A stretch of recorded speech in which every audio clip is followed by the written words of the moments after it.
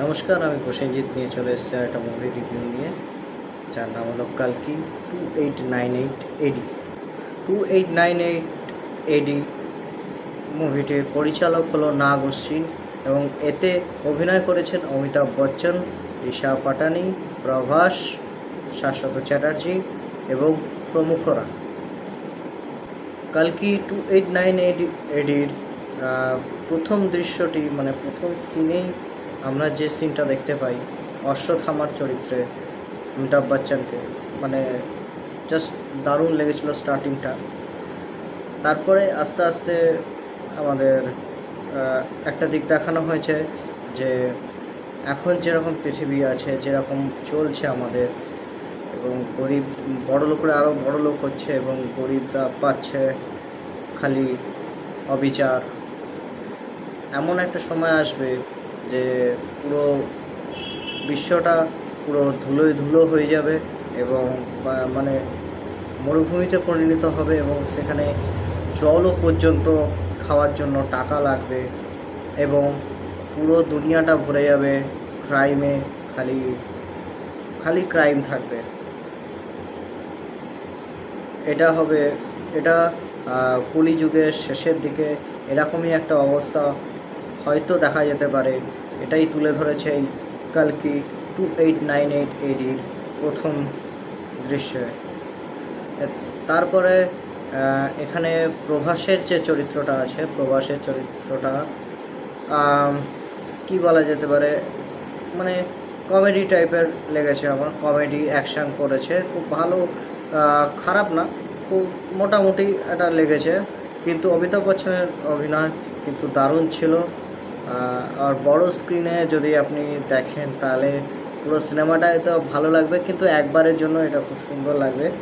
এবং দ্বিতীয়ার্ধে যখন অমিতাভ বচ্চনের সঙ্গে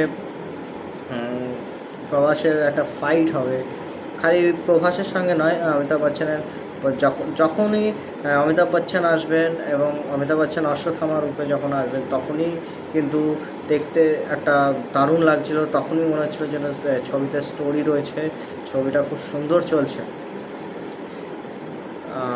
এখানে দেখানো হয়েছে যে যখন দুনিয়াটা পুরো পাপে ভরে যাবে তখন যে বিষ্ণুর শেষ অবতার, আমরা পড়েছি হয়তো আমরা পড়েছি যে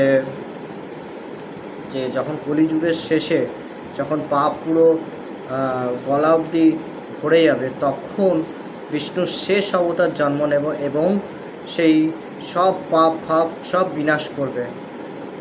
এটা আমরা পড়েছিলাম অনেক আগে। তো এটাই এখানে দেখানো হয়েছে যে কলিযুগের শেষে যখন পাপ পুরো ভরে গেছে তখন জন্ম নিচ্ছে আমাদের শ্রী বিষ্ণুর অবতার, যেটা দেখানো হয়েছে এখানে দীপিকা পাড়ুকন যে চরিত্রে অভিনয় করেছেন,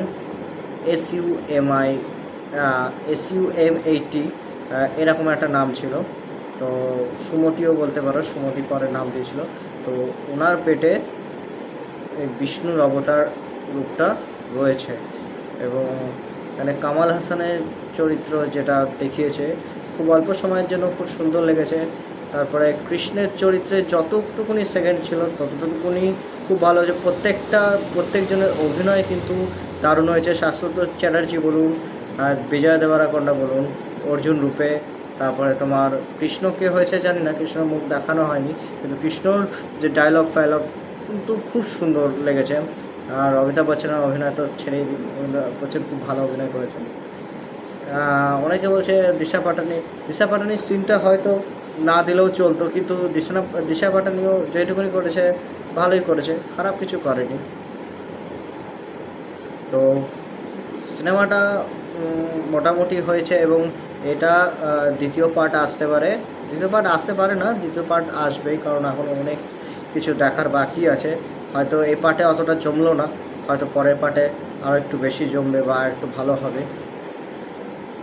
অপেক্ষায় থাকবো 2898 এডির পরের পার্টের জন্য।